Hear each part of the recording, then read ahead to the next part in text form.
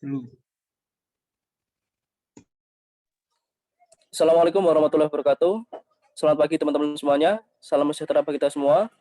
Pada kesempatan kali ini, kami dari kelompok 4 akan mempresentasikan hasil kerja kelompok kami, yaitu dengan judul Aplikasi Sistem Informasi pada Level Organisasi. Namun, sebelum itu kami akan memperkenalkan terlebih dahulu anggota kelompok kami. Yang pertama, ada saya sendiri, Muhammad Adi Fanani, kemudian ada Reksa Tasya Sigiwanta, kemudian ada Rizky Nur Amanah, dan yang terakhir ada Lutfia Damayanti. Next. Adapun pembahasan pada pagi hari ini ada 4. Yang pertama ada sistem pakar, yang kedua ada sistem jaringan neural artificial, yang ketiga ada sistem penunjang keputusan, yang keempat sistem otomatisasi perkantoran. Sistem pakar dan sistem jaringan artificial akan dijelaskan oleh teman saya. Dipersilahkan. Baik, terima kasih untuk rekan saya. Langsung saja, yang pertama adalah sistem pakar. Jadi sistem pakar ini merupakan sistem informasi yang berisi pengetahuan seorang pakar sehingga dapat digunakan untuk konsultasi. Tujuannya tidak lain adalah untuk mentransfer kepakaran seorang ke komputer, kemudian melanjutkan dari komputer ke orang lain yang bukan pakar atau bukan ahli. Oke, jadi di sini ada alurnya. Jadi seorang expert itu memiliki pengetahuan lalu ditransferkan ke komputer, lalu dari komputer sendiri itu disalurkan kepada pemakai yang bukan pakar atau orang awam atau seorang engineer dari komputer itu sendiri. Nah, jadi di sini ada alasan perlunya sistem pakar di era 4.0 saat ini. Itu yang pertama adalah meningkatkan ketersediaan seorang ahli atau pakar karena referensi dari sebuah komputer tadi, basis pengetahuan tadi. Yang kedua adalah latar belakangi dari kepakaran merupakan sebuah hal yang sulit diperoleh dan tentu saja jumlahnya sangat sedikit. Yang ketiga ada menjaga kepakaran agar bersifat permanen dan tidak mudah dihilangkan. Yang keempat adalah performansinya lebih baik dan stabil, tidak emosional dan responnya reasonable. Nah, untuk contoh implementasinya pada lembaga pendidikan, ini kami mengambil dari sistem pakar diagnosa sikap dan gaya belajar untuk menerapkan akhlak kalimah pada siswa pondok modern di Sumatera Barat. Jadi ini sistem pakarnya itu ada beberapa tahapan atau langkah-langkah. Yang pertama itu identifikasi masalah, terus menganalisa masalah, studi literatur, pengumpulan data apa saja yang berkaitan dengan metode-metode belajar, gaya belajar agar bisa maksimal, lalu menyelesaikan masalah dengan metode forward chaining atau bisa dikatakan if then. Nah, selanjutnya itu adalah implementasi sistem dan hasil pembahasan. Jadi ini ada hasil analisanya, ada beberapa gaya belajar visual, berupa visual, auditorial, kinestetik, dan di sini ada tipe-tipenya, banyak tipe, ada 12 dan 13 ini. Nantinya siswa itu akan diberi kuesioner dan dia akan memilih sendiri. Nanti akan terlihat ketika siswa memilih ini, maka dia akan lebih condong ke gaya belajar ini. Jadi tinggal disesuaikan aja dengan kuesionernya. Nah, ini ada beberapa metode gaya belajar. Nanti ketika anak gaya belajarnya visual, maka diterapkannya metode seperti ini. Ini ada tabelnya. Jadi bisa dibaca di PPT kami. Nah, untuk selanjutnya itu ada sistem jaringan neural artificial. Artificial neural network ini merupakan sebuah metode pengelompokan dan pemisahan data yang prinsip kerjanya sama seperti neural network pada manusia. Jadi elemen mendasar dari paradigma tersebut adalah struktur yang baru dari sistem pemrosesan sebuah informasi. Nah, konsep dasarnya itu adalah merupakan suatu sistem analisis yang proses kerjanya diilhami dari aktivitas jaringan syaraf pada manusia. Sesuai dengan sistem kerjanya, struktur jaringan ini ada 3 lapisan, yaitu input, lapisan tersembunyi, dan output. Seperti itu. Nah, untuk kelebihan jaringan itu sendiri adalah yang pertama bersifat non-linier, yang kedua bersifat adaptif, yang ketiga bersifat tahan terhadap kesalahan, Dan yang keempat adalah dapat melakukan generalisasi.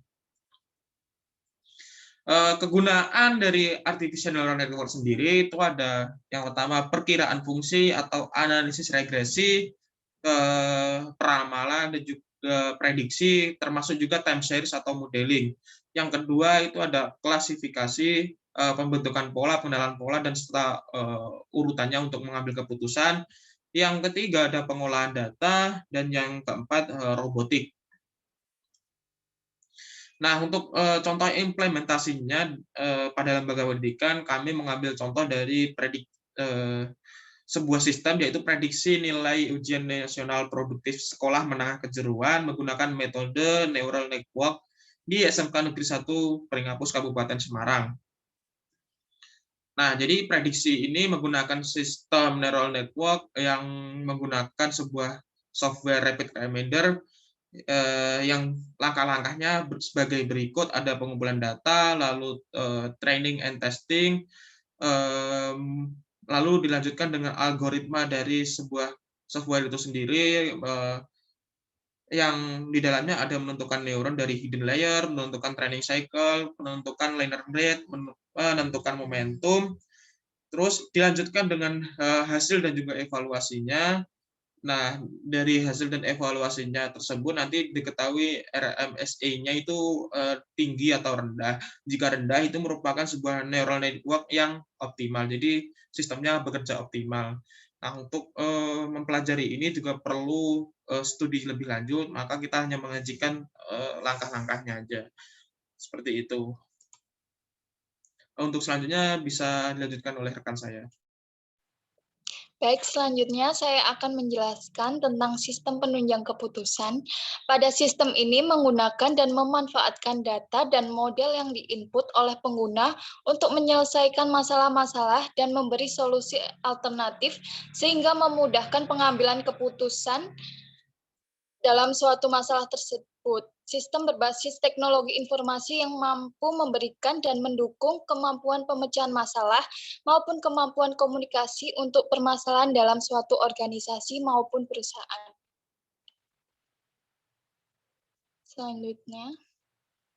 Selanjutnya ada 5 tujuan yang harus dicapai dalam sistem penunjang keputusan, yaitu yang pertama, membantu manajer membuat keputusan untuk memecahkan masalah, yang kedua, mendukung penilaian manajer, yang ketiga, meningkatkan efektivitas pengambilan keputusan daripada efisiensinya, selanjutnya yang keempat, memungkinkan pengambilan keputusan secara cepat dan biaya yang rendah, yang terakhir yaitu meningkatkan produktivitas perusahaan.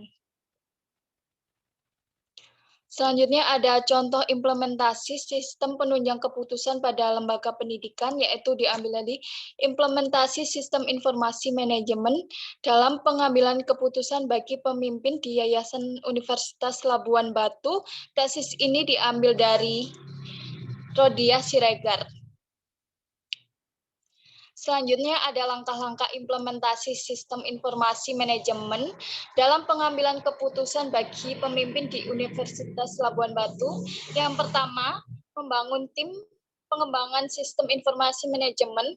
Langkah ini mengidentifikasi manajer proyek dan analisis sistem.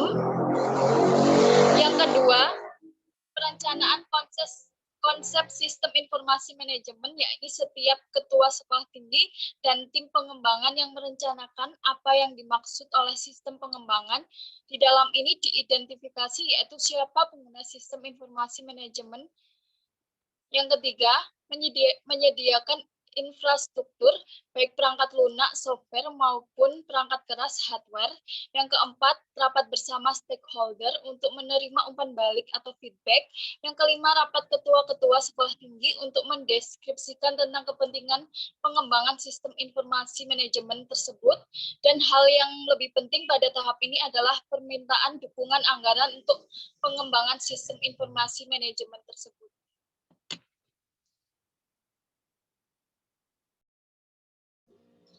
Baik, selanjutnya ada sistem informasi eksekutif. Menurut Kadir, sistem informasi eksekutif atau yang disebut Executive Information System merupakan sistem informasi yang menyediakan fasilitas yang fleksibel bagi manajer dan eksekutif dalam akses informasi eksternal dan internal yang berguna untuk mengidentifikasi masalah atau mengenali peluang. Next. Nah, di sini ada karakteristik sistem informasi eksekutif. Yang pertama, dapat digunakan untuk meringkas, menapis, dan memperoleh detail data. Yang kedua, menyediakan analisis tren atau tren analisis, pelaporan pengecualian, dan kemampuan drill down. Yang ketiga, dapat digunakan untuk mengakses dan memadukan data internal dan eksternal. Yang keempat, dapat digunakan secara langsung oleh eksekutif tanpa perantara. Yang kelima, ada menyajikan informasi dalam bentuk teks, grafik, dan tabel. Yang keenam, terkadang dilengkapi fasilitas komunikasi elektronik seperti email, kemampuan analisis data, dan perangkat produktivitas pribadi. Next. Di sini ada sistem informasi eksekutif pada perguruan tinggi. Pada perguruan tinggi, sistem ini ditujukan sebagai salah satu dukungan terhadap kegiatan analisis data atau informasi agar dapat diakses oleh para pihak yang terkait untuk kepentingan pengambilan keputusan. Nah, sistem informasi yang digunakan lebih ditujukan untuk menunjang kegiatan operasional dan tidak terintegrasi, sehingga belum menyajikan informasi atau laporan khusus bagi para eksekutif. Sebagai contoh, sistem informasi akademik digunakan untuk mengelola proses registrasi, perkuliahan, dan nilai akademik, namun belum menyajikan bagi eksekutif seperti laporan kondisi nilai rata-rata tingkat kelulusan, dan sebagainya. Next. Kriteria sistem informasi eksekutif pada perguruan tinggi. 1. Pada sistem informasi eksekutif dapat memberikan informasi terbaru dari informasi akademik, keuangan, dan kepegawaian. 2. Sistem informasi eksekutif dapat mendokumentasikan informasi yang diperoleh untuk melakukan analisa grafik. Yang ketiga, setiap user dapat mengakses sistem kapan saja. Yang keempat, informasi yang ditampilkan pada layar dapat dicetak untuk memudahkan dalam analisa. Selanjutnya akan dijelaskan oleh Mas Adib. Baik, selanjutnya adalah sistem otomisasi perkantoran, yaitu merupakan pengalihan fungsi manual peralatan pada lembaga pendidikan yang banyak menggunakan tenaga manusia kepada fungsi-fungsi otomatis dengan menggunakan peralatan mekanis khususnya komputer. Selanjutnya, berikut ini ada 5 konsep otomisasi perkantoran. Yang pertama adalah proses terjadi di perkantoran seperti halnya proses manufaktur. Kemudian ada otomisasi kantor berevolusi dari aplikasi yang terpisah menuju ke aplikasi yang terencana dan terpadu. Otomisasi kantor memudahkan penerimaan dan pengiriman informasi. Kemudian otomisasi kantor memberikan keuntungan lebih besar melalui pengambilan keputusan yang lebih baik. Yang terakhir, otomisasi kantor sebagai pelengkap bagi metode komunikasi tradisional bukan sebagai pengganti. Selanjutnya, kemudian ada manfaat otomisasi perkantoran. Yang pertama, informasi menjadi lebih mudah dan murah digunakan, dimudahkan dan dirawat. Kemudian penyelesaian pekerjaan kantor menjadi lebih cepat. Kemudian mengurangi kebutuhan staf. Yang keempat yaitu memerlukan sedikit tempat, dan yang terakhir data yang disimpan dapat diorganisir dengan baik. Next.